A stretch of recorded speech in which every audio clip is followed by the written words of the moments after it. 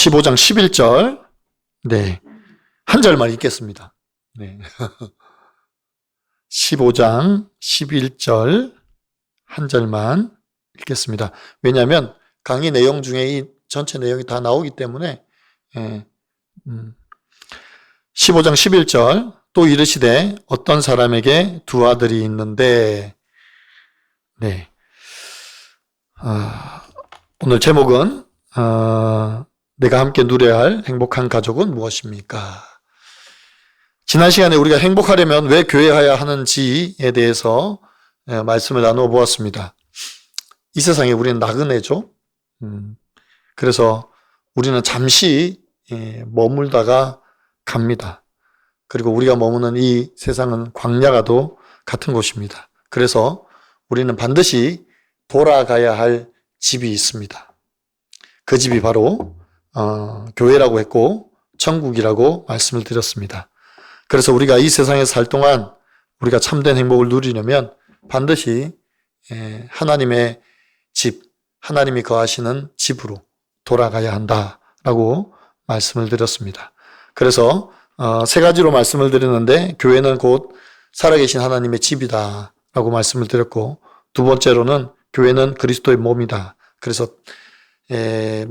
우리가 몸의 지체가 되었는데 다양한 사람, 또 다양한 형태의 삶을 가진 사람, 또 다양한 모양을 가진 사람들이 함께 모여서 하나가 되어서 한 인격체를 이루어 가는 것이 바로 교회다라고 말씀을 드렸습니다.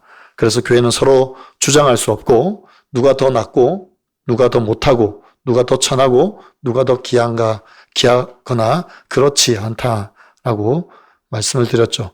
그리고 세 번째로는 교회는 언약 공동체다. 그 아브라함의 언약을 설명하면서 아브라함과 하나님 맺으신 언약을 설명하면서 우리가 언약 공동체다. 이 언약의 핵심은 바로 헤세드다라고 그렇게 말씀을 드렸습니다. 우리를 향한 하나님의 사랑에는 조건이 없다. 이유가 없다. 단지 하나님이 우리를 사랑하시기로 작정하셨기 때문에 우리를 사랑하신다. 그래서 이 사랑에는 대가도 없고 보상도 요구하지 않습니다. 그러므로 우리가 믿는 신자가 바로 그 교회고 교회 자체이고 교회 구성원이다.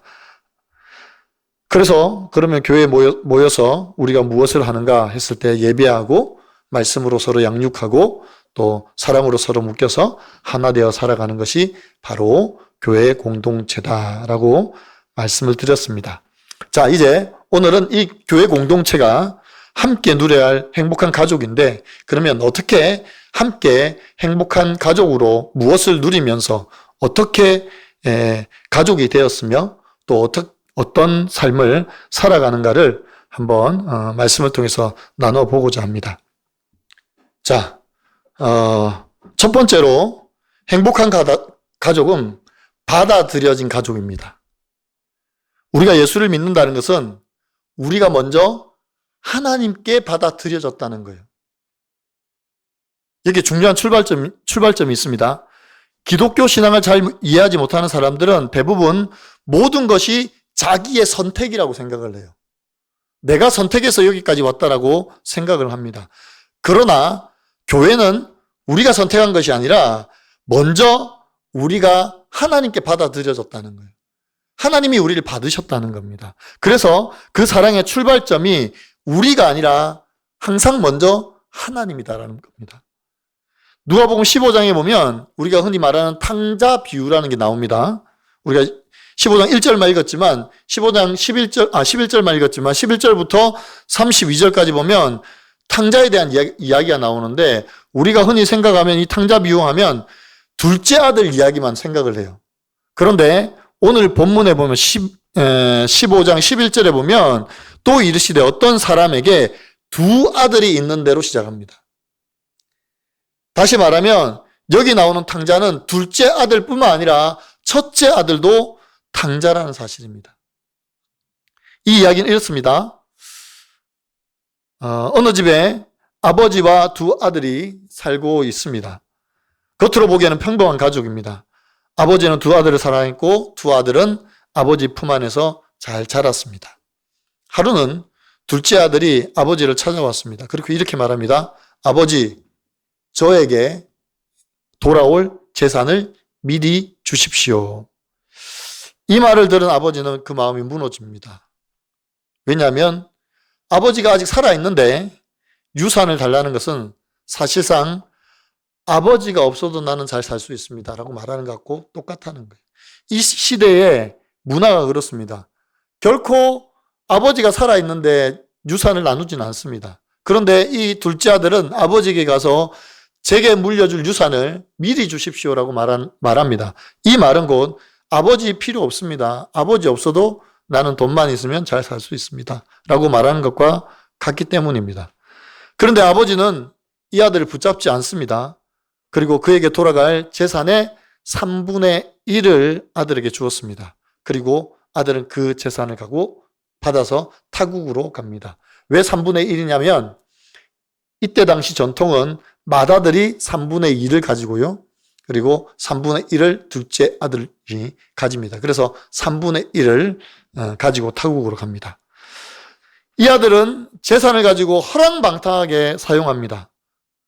그러자 그 돈을 보고 친구들이 모여들어요. 그런데 정작 그 돈이 다 떨어지니까 친구들이 하나씩 떠나기 시작합니다.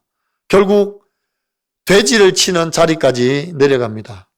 너무 배가 고파서 돼지가 먹는 그 쥐염 열매를 같이 먹으면서 돼지하고 뒹굴고 있는 것입니다.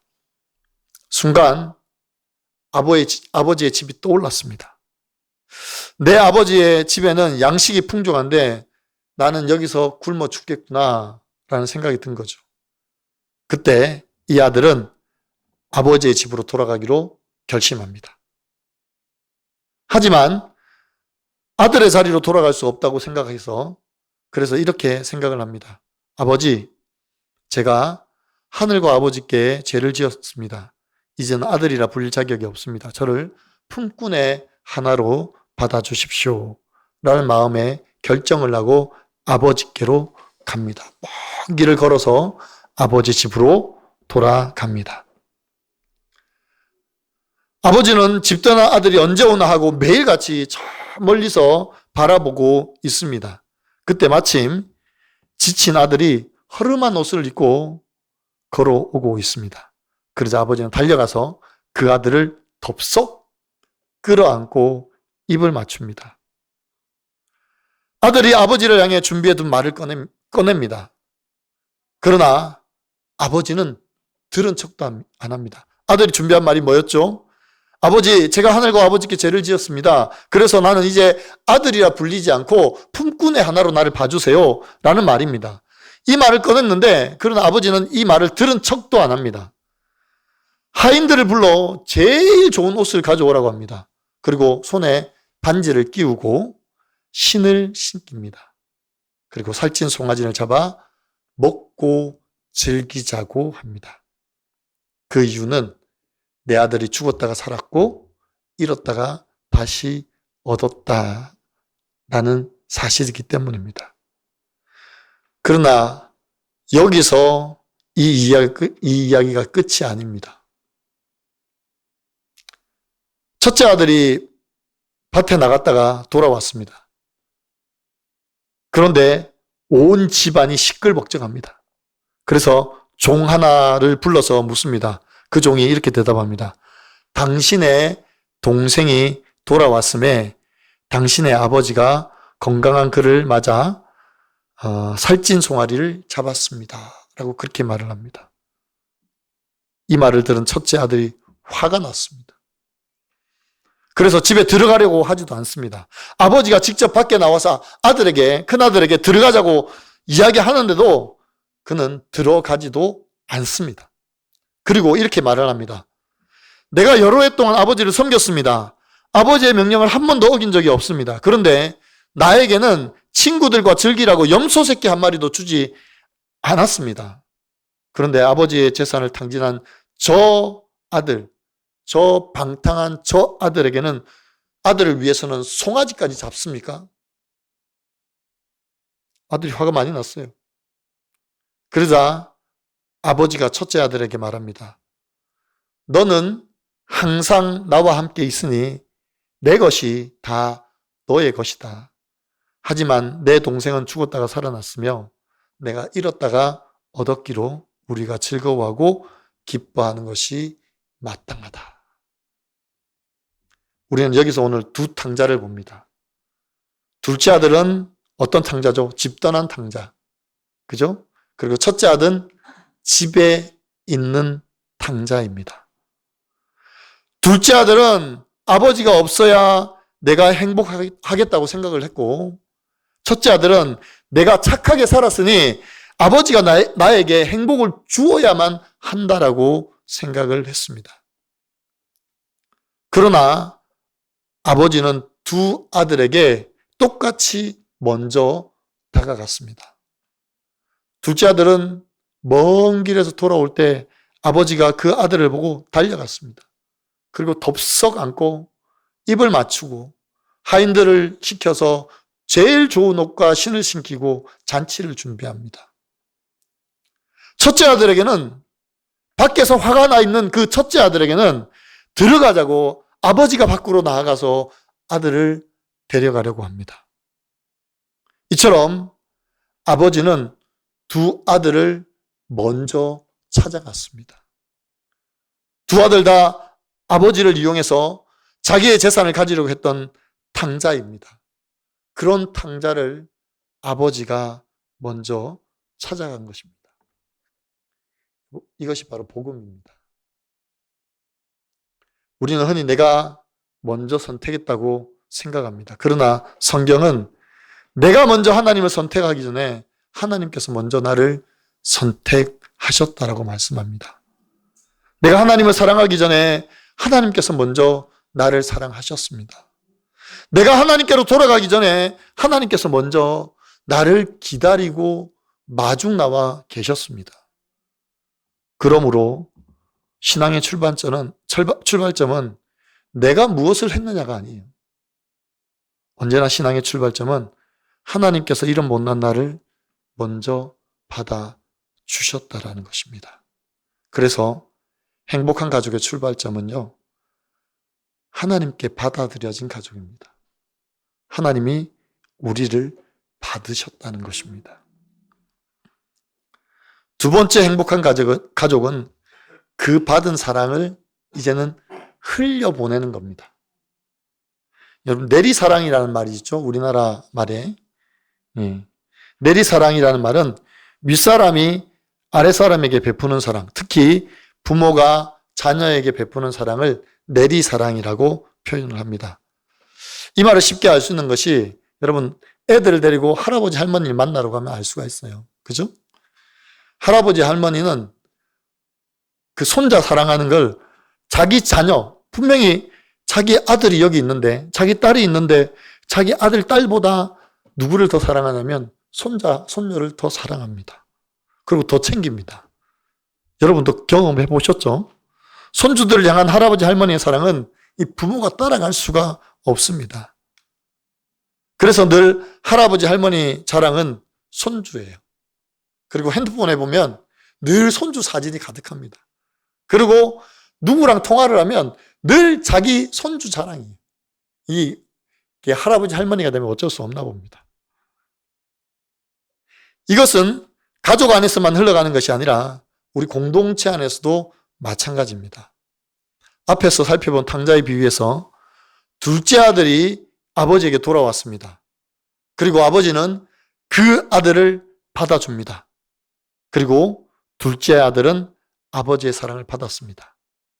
그런데 첫째 아들은 어떻습니까? 그러지 못했어요. 먼저 동생이 돌아왔으면 그 동생을 받아들여야 하는 것이 첫째 아들의 몫입니다. 그런데 첫째 아들은 그렇지 못합니다. 왜 그렇습니까? 그는 아버지 집에서 오래 살았지만 아버지 마음을 경험하지 못한 거예요. 아버지가 어떤 마음으로 우리를 사랑하고 지금까지 우리를 양육하고 길러주셨는지, 여기까지 오게 하셨는지 그 아버지의 사랑에 대한 경험이 없습니다. 그러다 보니까 이 첫째 아들은 아버지를 향한 뭐만 있냐면 계산뿐이에요. 내가 이렇게 아버지의 말씀에 순종하고 착하게 살았는데 왜 나에게는 이것 하나도 해주지 않습니까?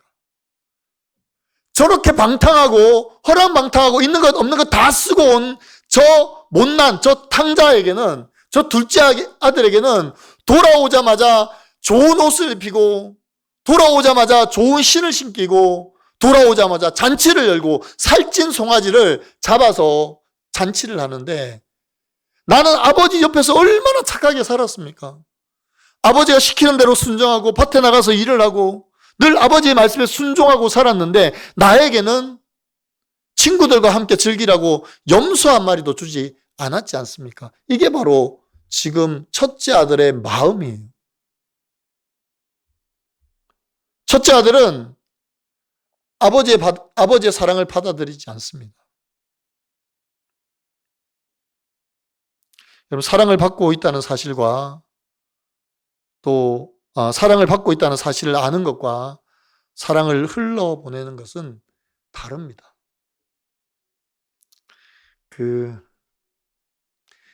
제가 맨날 영화만 보나 그러시겠는데, 제가 영화만 보려고 영화를 보는 게 아니라 이렇게 설교를 준비하고 강의를 준비하기 위해서 영화를 봅니다. 인사이드 아웃이라는 영화인데요. 이 영화는 애니메이션입니다.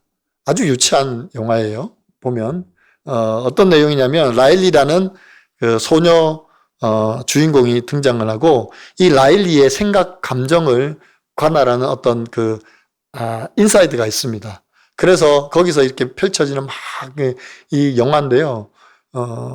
아이들이 정말 이 유치부, 그 다음에 초등학교 1, 2, 3학년 정도 아이들이 보면 되게 좋아할 영화입니다.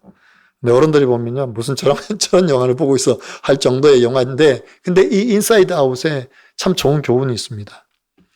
이 영화 속 주인공은 라일리라는 한 소녀입니다. 라일리가 갑자기 가족과 함께 미국에 있는 미네소타에서 샌프란시스코로 이사를 가게 됩니다. 그러자 모든 것이 낯설어졌습니다. 그런데 라일리는 힘들고 어렵고 환경에 적응이 안 되는데 힘든다는 말을 하지 않습니다. 하지 못합니다. 그리고 괜찮다고 말하지만 사실은 괜찮지 않았습니다. 그러다가 어느 순간 라일리가 폭파합니다.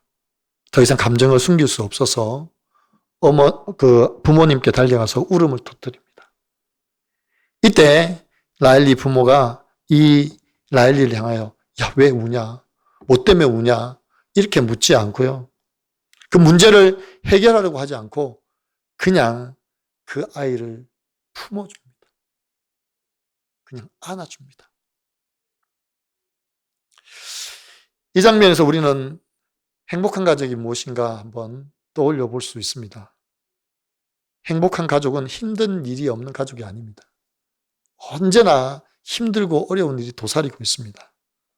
그런데 내가 힘들 때 돌아갈 가족이 있다는 게 행복한 가족입니다. 내가 울어도 받아주는 사람이 있고, 내가 실패해도 나를 품어주는 사람이 있고, 내가 힘들다고 말해도 나를 떠나지 않는 사람이 있는 것이 바로 행복한 가족입니다. 여러분, 이것이 바로 교회고 이것이 바로 하나님의 가족입니다. 우리는 하나님 앞에 완벽한 모습으로 나아갈 수가 없습니다. 실패한 모습, 넘어진 모습, 때로는 울면서 나아갑니다. 또 죄인의 모습으로 나아갑니다. 마치 아버지가 물려준 재산을 가지고 타국에 가서 허랑방탕하게 다 써버리고 사람들에게 외면당하고 외톨이가 되어서 허름하기 짝이 없는 모습으로 돌아온 탕자처럼 우리는 하나님 앞에 나아갑니다. 우리가 이렇게 하나님 앞에 나아갈 수 있는 이유가 무엇입니까? 이런 우리라도 하나님 받아주시기 때문이죠.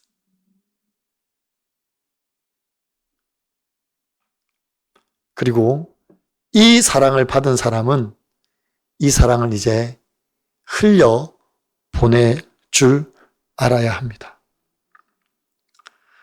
그러면 어떻게 그 사랑을 흘려 보낼 수 있습니까? 세 가지로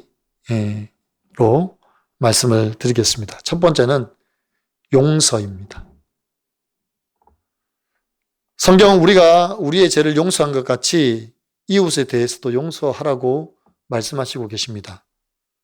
사랑이 없는 사람은 다른 사람의 잘못을 발견하면요, 그 잘못을 생각에 담아둡니다. 그리고 마음에 저장합니다. 그래서 저 사람이 나에게 이렇게 했지, 저 사람이 나에게 어떤 잘못을 했지 라고 계속 저장해놨다가 기억해놨다가 언젠가 끄집어냅니다. 그 사람이 나를 더 서운하게 하고 힘들게 하면 그걸 끄집어내죠. 그러나 사랑이 가득한 사람은 상대방의 잘못을 자신에게 가해진 손해로만 바라보지 않습니다.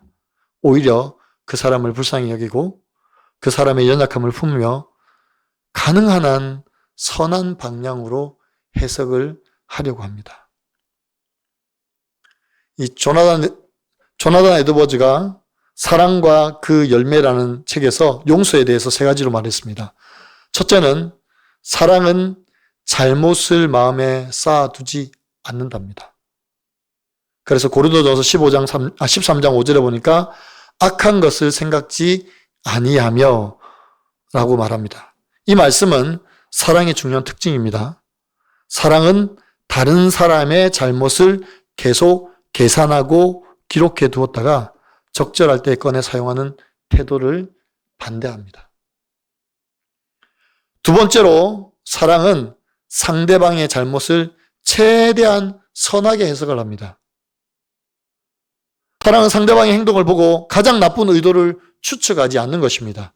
저 사람이 나를 싫어해서 저런 거야. 저 사람이 일부러 나를 무시해서 저런 거야. 라고 단정 짓지 않고 상대방에게 또 얼마든지 연약함이 있고 그 사람도 사정이 있을 거라고 내 마음속에 생각을 하는 겁니다. 해석을 하는 겁니다. 그리고 세 번째로 사랑은 상대방의 유익을 구합니다. 에드워즈가 이해하는 기독교적 사랑은 단순히 가정이 아닙니다. 내가 기분이 좋으냐, 기분이 나쁘냐 이것들을 넘어서 상대방에게 이것이 유익한가 유익하지 않는가를 바라보는 것입니다. 용서는 단순히 내 마음이 편하자고 용서하는 것이 아닙니다. 상대방을 다시 회복시키고 하나님 앞으로 인도하기 위해서, 관계를 회복하기 위해서 하는 것이 용서입니다. 이것이 진정한 기독교적 용서입니다. 이 시작은 곧 우리를 향한 하나님의 용서이고 그리스도 예수께서 십자가를 통해서 우리를 위해서 십자가의 죽으심으로 말미암아 완성하시고 성취하신 것입니다. 로마서 5장 8절에 이렇게 기록되어 있습니다. 우리가 아직 죄인 되었을 때 그리스도께서 우리를 위하여 죽으심으로 하나님께서 우리에 대한 자기의 사랑을 확증하셨다. 우리가 죄인이었을 때, 우리가 도저히 하나님 앞에 드려질 수 없는 상태인데도 하나님은 우리를 위해서 자기 아들 예수 그리스도를 십자가에 못 박아 죽게 하심으로 우리에게 대한 하나님의 사랑을 증거해 보여주셨습니다. 여기서 우리가 주목해야 할 것은 우리가 아직 죄인 되었을 때예요. 우리가 아직 죄인 되었을 때라는 말은 우리가 아직 하나님 앞에 용서를 구하지 않은 상태입니다. 하나님께 돌아오지도 않았습니다. 그런데 하나님은 우리를 위해서 이미 아들을 내어 주셨습니다. 그리고 십자가에 죽게 하셨습니다. 이것이 진정한 용서이며 사랑의 확증입니다. 누가복음 15장에서도 아버지는 둘째 아들의 죄를 몰랐던 게 아닙니다. 다 알고 있습니다. 그 아들이 어떻게 했는 줄 알잖아요. 먼저 아버지 찾아와서 아버지 살아있는데 유산 주십시오. 이것도 아버지 필요 없습니다. 나는 돈만 있으면 됩니다라는 증거입니다. 그뿐만 아니라 그것을 가지고 와서 허랑망탕하게 다 써버리고 빈털터리로 왔습니다. 그런 아들을 아버지는 기다리고 있는 거예요. 그리고 그 아들이 먼 길에서 올 때에 아버지는 달려가서 그 아들을 안아줍니다. 입 맞춥니다. 사랑합니다. 용서합니다. 그래서 이 사랑을 흘러 보내고 있습니다. 그리고 그 시작이 바로 용서부터라는 것입니다. 두 번째로는요, 희생과 섬김입니다. 진짜 사랑은요, 내 것을 다 내어주고도 아깝지 않다라고 생각하는 것이 진짜 사랑입니다. 용서가 상대방의 잘못을 내려놓는 사랑이라면 희생과 섬김은 내 것을 내어주는 사랑입니다. 우리는 사랑을 내어주기보다는 받는 것에 더 익숙한 사람들입니다. 그래서 그 사랑으로 늘 줄다리기를 하죠. 내가 받은 사랑이 얼마나 큰지 계산기를 두드립니다. 그 사랑이 얼마나 내가 만족하는지, 내게 합당한지 라고 계산을 하고 그 사랑에 합당하다고 생각하면 이제부터 내 사랑을 내어주는 거예요. 이게 바로 세상의 사랑입니다. 그죠? 그런데 이 사랑은 다 거짓된 사랑이고 가짜 사랑입니다. 여러분, 진짜 사랑은 무엇입니까? 내 것을 아무리 내어줘도 아깝지 않는 거예요. 내가 가장 소중히 여기는 것을 기꺼이 상대방을 위해서 내어주는 것이 진짜 사랑입니다. 창세기 22장에 보면 하나님께서 아브라함을 시험하십니다.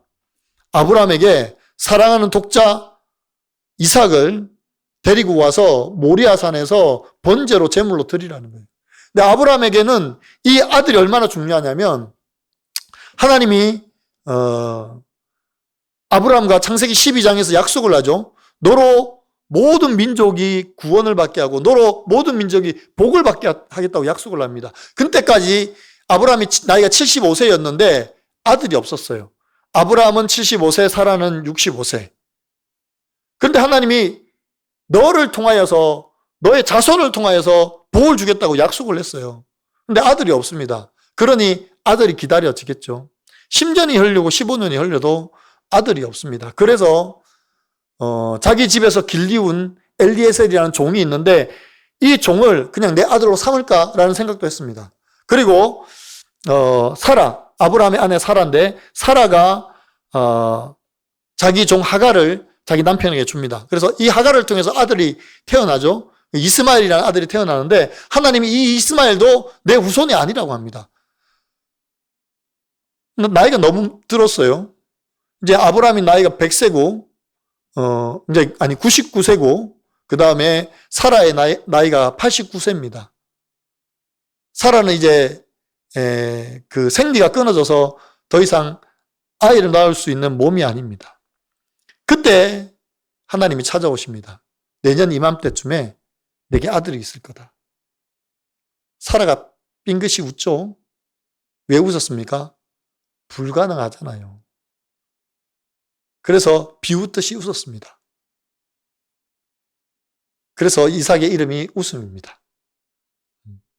자, 정말 내년 그맘때에 임신이 되고 아이가 태어납니다. 그 아들이 바로 이삭입니다. 이 얼마나 어렵게 얻은 아들입니까?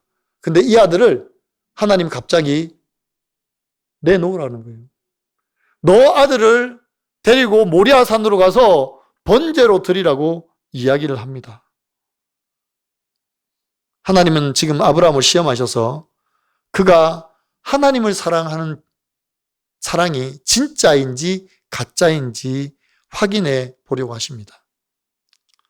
아브라함은 아들 이삭을 데리고 모리아산으로 갑니다. 그리고 종들은 밑에 있으라 그러고 아들에게 이 등짐을 나무 장작을 지우고 둘이서 산에 오릅니다. 산으로 올라가는데 아들이 묻습니다. 아버지, 나무는 있는데 왜 재물이 없습니까? 라고 아버지에게 묻습니다. 그때 아버지 마음이 어땠을 것 같아요? 심장이 아마 철렁 내려졌을 거예요. 어떻게 대답할 수가 없습니다. 묵묵히 갑니다.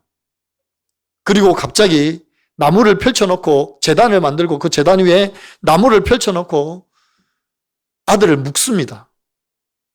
근데 이 이삭은 자기를 묶는 아버지에 대해서 대응하지도 않습니다. 묶입니다. 그리고 그 아들을 그 제단 위에 올려놓습니다. 그리고 칼을 들어서 아들을 죽이려고 하려는 순간 하늘로부터 음성이 들립니다. 22장 18절입니다. 사자가 이르되 그 아이에게 내 손을 대지 말라. 그에게 아무 일도 하지 말라. 내가 내 아들 내 독자까지도 내게 아끼지 아니하였으니 내가 이제야 내가 하나님을 경외하는 줄을 아노라. 이처럼 여러분 진짜 사랑은 다 내어줄 수 있습니다. 심지어 자기 아들 독자까지도 내어줍니다. 결국 아브라함은 이삭을 죽이지 않습니다. 왜? 하나님은 이삭 대신에 옆에 순양을 준비해 놓으셨습니다. 그리고 멀리서 순양의 소리를 듣고 그 순양을 잡아서 번제로 드립니다. 그런데 정작 하나님은 어떻게 하십니까? 하나님은 이삭도 살려주시고 아브라함도 살려주셨습니다. 근데 하나님은 자기 아들 예수를 그냥 내어주셨습니다. 십자가로 내어주셨습니다. 그리고 그 사랑의 섬김과 희생으로 우리를 살리셨습니다. 아브라함도 살리고 이삭도 살리고 우리도 살렸습니다. 그래서 우리는 그 사랑을 받은 사람입니다. 그렇기 때문에 그 사랑을 이제는 흘려 보내야 합니다. 희생과 섬김으로 이웃들에게 흘려 보내야 합니다. 요한복음 1장, 요한 1서 4장 10절과 11절에서 사랑은 여기 있으니 우리가 하나님을 사랑한 것이 아니요 하나님이 우리를 사랑하사 우리 죄를 속하기 위하여 화목 제물로 그 아들을 보내셨습니다. 사랑하는 자들아 하나님이 이같이 우리를 사랑하셨은즉 우리도 서로 사랑하는 것이 마다 마땅하도다. 우리도 서로 사랑하는 것이 마땅하다. 그렇게 말씀하십니다. 마지막 세 번째로는 화평과 환대입니다. 평화와 환대입니다. 평화와 환대는 분열된 차가운 세상에 하나님의 사랑을 가장 강렬하게 선명하게 보여줄 수 있는 통로입니다. 이것은 친절과는 또 다릅니다. 성경은 말세에 나타날 징조에 대해서 지적하면서 사랑이 식어지고 자기를 사랑하며 비방하며 무정하며 원통함을 풀지 않는다라고 그렇게 말씀합니다. 지금 우리 사회와 문화 속에서 너무나 쉽게 볼 수 있는 것이 이 같은 현상이죠. 이제는 진정한 사랑을 찾아보기가 힘듭니다. 결혼을 앞둔 남녀조차도 사랑이 전부인 줄 알았는데 그 안에 넘쳐나는 계산이 숨어 있습니다. 처음에는 사랑으로 잘 버텨요. 서로 사랑하니까. 근데 그 사랑이 식어지면 뭐만 남습니까? 계산만 남습니다. 그 계산에서 자기가 손해를 보지 않기 위해서 얼마나 서로 다투는지 몰라요. 여러분 그 SK그룹 회장 누구죠? 예, 최태웅이하고 그 다음에 노소영 관장하고 여러분 싸우는 거 보세요. 거기는 이 돈의 단위가 어마어마하더라고요. 지금 뭐 1조가 되든지 아니면 뭐 몇천억이 되든지 뭐 이렇게 해서 계속 싸웁니다. 서로를 비방하고 심지어 무정하기까지 합니다. 더 나아가면 서로에 대한 사랑보다는 뭐만 남죠? 원망만 남습니다. 그리고 결국 갈라서게 되고 서로 나뉘게 됩니다. 이것이 지금의 우리 문화입니다. 그러나 이 모든 것을 제자리로 돌릴 수 있는 진정한 사랑이 있습니다. 깨어진 관계를 회복하고 서로 이해하고 받아주고 끌어안으며 갈 수 있는 사랑이 있습니다. 그 사랑이 뭡니까? 바로 하나님이 자기 아들을 내어주셔서 화평케 한 사랑입니다. 예수님을 화목제물이라고 이야기를 하잖아요. 화목이라는 말이 무슨 말이죠? 깨어졌던 관계가 회복되는 거예요. 나누어졌던 게 하나로 합쳐지는 겁니다. 그래서 하나님은 예수 그리스도를 화평케 하는 자로 우리 가운데 보내주셨습니다. 먼저는 깨어진 하나님과의 관계를 회복하고 다음으로는 우리 안에 서로와의 관계를 회복케 하시기 위해서 예수님이 화목제물로 드려지셨습니다. 그래서 성경은 화평케 하는 자는 복이 있나니 저가 하나님의 아들이라 일컬음을 받는다 그랬어요. 여러분이 화평케 하면요, 하나님의 아들이라고 부른다는 말입니다.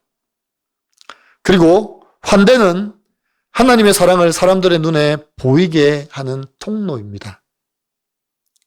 여러분, 영화 오디세이, 오디세이 아직도 안 보신 분 계시죠? 안 보셔도 됩니다. 오디세이, 유튜브에 보면 오디세이에 관한 짤부터 시작해서 평론, 얼마나 많은지 몰라요, 여러분. 그러니 굳이 영화 안 보셔도 되는데, 그래도 또 시간이 허락하시면 보십시오. 오디세이 영화에 보면요, 뭐가 나오냐면 제우스의 법칙이라고 말하면서 나오는 게 있습니다. 그래서 이 제우스의 법칙이 뭐냐면, 남에게 대접받고자 하는데도 너희도 남을 대접하라 말이에요. 자, 이 말은 제우스의 법칙이 아닙니다. 성경에 나와 있습니다. 마태복음 7장 12절 말씀입니다. 예수님께서 산상복음을 가르치시면서 그 결론 부분에 말씀하신 것이 바로, 그러므로 너희가 남에게 대접을 받고자 하거든 너희가 먼저 남을 대접하라. 이것이 율법이요 선지자니라라고 그렇게 말씀하신 것입니다. 이 말씀은 남에게 대접을 받기 위해서 남을 대접하라는 조건문을 이야기하는 게 아니에요. 여러분, 이거 이해하셔야 됩니다. 내가 남에게 대접을 받기 위해서 남을 먼저 대접하라는 말이 아닙니다. 이 말씀의 앞에 어떤 말씀이 나오냐면, 악한 자라도 자기 자식에게 좋은 것을 주는 것처럼 하늘 아버지께서 구하는 너에게 좋은 것으로 주시지 않겠느냐라고 말합니다. 이 말이 무슨 말이냐면, 기도와 간구에 대한 말씀을 가르치면서 예수님께서 그 말씀의 결론에 너희가 남에게 대접을 받고자 하는 대로 너희도 남을 대접하라는 말씀을 하신 겁니다. 이 말씀의 진정한 의미는 하나님께서 우리에게 조건 없는 사랑과 선함을 가지고 거저 주었습니다. 그러면 우리는 그 조건 없는 사랑을 거저 받은 자로서 그 은혜에 대한 감사와 또 그 은혜에 대한 반응으로 타인을 대접하고 우리의 사랑을 흘려 보내라는 겁니다. 이것이 환대입니다. 이웃을 대접하고 섬기는 것에는 조건이 없습니다. 이 사람이 나에게 이만큼 친절했기 때문에 환대하는 것이 아닙니다. 저 사람이 나를 불편하게 하고 힘들게 했으니까 저 사람을 환대하지 않는 것도 아닙니다. 여기에는 어떤 조건도 없습니다. 상대방이 나에게 친절하든 나에게 불편함을 주었던 상관없이 내가 받은 하나님의 사랑이 너무 크기 때문에 그 사랑을 흘러보내고 그 사람을 받는 겁니다. 이것이 환대입니다. 마치 아버지의 모든 재산을, 아버지의 그 유산을 받아서 허랑방탕하게 타국에서 다 쓰고 거지가 되어서 정말 나는 아버지의 자녀라고 할 수 없어요. 나는 아버지의 품꾼을 삼아주세요라는 그 마음을 가지고 온 아들에게까지 아버지는 달려가서 어떻게 하죠? 환대합니다. 얼마나 환대합니까? 먼저 그 더러운 옷을 다 벗겨서 가장 좋은 옷, 새 옷으로 갈아입히십니다. 그 다 떨어진 신발, 헤어진 신발을 벗겨서 새 신으로 바꾸어 신기십니다. 그리고 이 아들을 위해서 살찐 송아지를 잡아 잔치합니다. 이것이 환대입니다. 이 환대에 조건이 있습니까? 없습니다. 이 환대에 계산이 있습니까? 없습니다. 아버지를 보십시오. 아들이 아버지에게 요구하듯이 나갔습니다. 그런데 아버지는 아들을 환대합니다. 이것이 그리스도께서 하나님께서 저와 여러분을 받으신 환대입니다. 그래서 우리도 이웃을 향한 그 사랑이 이런 환대로 흘러가야 합니다. 말은 쉽죠? 정말 어렵습니다. 나에게 잘해주는 사람 잘해주는 건 쉽습니다. 그죠? 어렵지 않아요. 그런데 나를 비방하고 나에게 안 좋은 생각을 가지고 또 나를 흠담하고 헐뜯는 사람을 받고 이해하고 환대하는 것은 어렵습니다. 그래서 이 기독교 신앙이 어려운 거예요. 예수 믿는 게 그래서 쉽지가 않습니다. 그래도 우리는 그 말씀대로 해야 합니다. 결론입니다. 우리는 이미 그리스도 예수 안에서 행복한 가족으로 받아들여졌습니다. 내가 선택해서 여기에 있는 것이 아닙니다. 하나님이 우리를 사랑하셔서 우리의 모습과 형편, 우리의 사정과는 전혀 상관없이 우리를 받으셨습니다. 그래서 우리를 그리스도 예수 안에서 행복한 가족으로 삼으신 것입니다. 이것이 복음의 시작입니다. 우리가 교회 안에서 가족이 될 수 있는 유일한 근거이기도 합니다. 그러나 사랑을 받았다는 사실을 아는 것과 그 사랑을 흘러보내는 것은 또 다른 이야기입니다. 탕자의 비유에서 첫째 아들은 오랜 세월 동안 아버지의 집에서 살았지만 정작 아버지의 마음을 경험하지 못했습니다. 그래서 동생을 향해 그는 마음의 문을 열지 못합니다. 그래서 그리스도 안에서 행복한 가족은 받은 사랑을 흘려보내는 것입니다. 그 시작은 용서고 다음으로 희생과 섬김입니다. 그리고 마지막으로 화평과 환대입니다. 결국 행복한 가족은 문제가 없는 가족이 아니에요.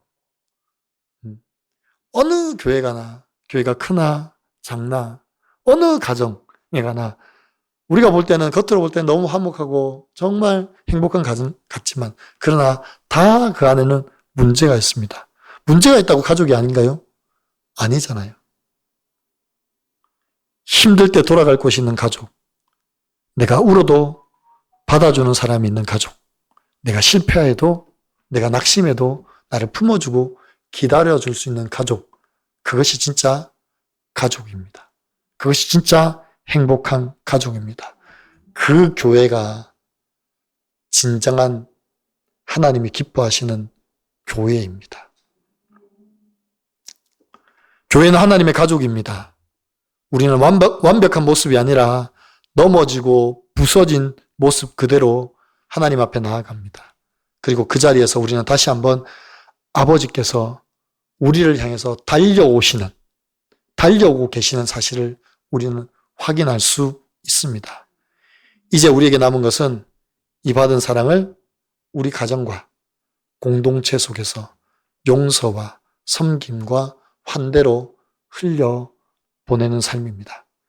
그럴 때 비로소 우리는 함께 누려야 할 행복한 가정이 이 땅에서 이루어지고 있다는 것을 보게 될 것입니다.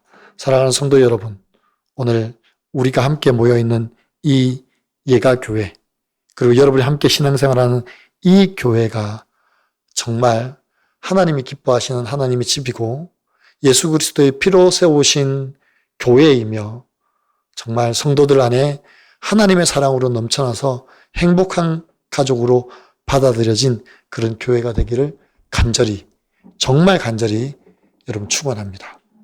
기도하겠습니다. 하나님 감사합니다. 우리를 받아주심을 감사합니다. 저 멀리 탕자가 모든 것을 다 허랑방탕히 다 쓰고 이제 남은 것 하나 없이 거짓골로 아버지를 원망하며 갔던 그 탕자가 돌아오는데도 하나님은 아무 조건 없이, 아버지는 아무 조건 없이, 아무 보상 없이, 아무 대가 없이 그를 받으신 것처럼 우리를 받아주셨습니다. 하나님, 이제 우리도 우리 이웃에 대해서 이런 환대로 그들을 받을 수 있도록 주님 도와주시옵소서.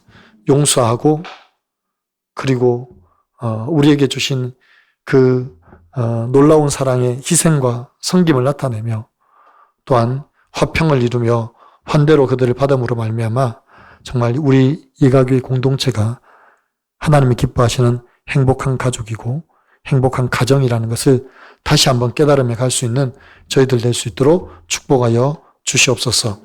하나님 7주 동안 우리가 참된 행복 그리고 그 참된 행복을 통하여서 여기까지 왔는데 하나님 이 참된 행복 그리스도 안에서만 누릴 수 있는 이 참된 행복을 하나님들 이제부터 매일매일 삶 속에서 우리 가정 안에서 공동체 안에서 누리며 살아갈 수 있는 그런 복이 넘쳐나게 하여 주시옵소서. 감사합니다. 우리 구주 예수 그리스도 이름으로 간절히 기도하옵나이다. 아멘.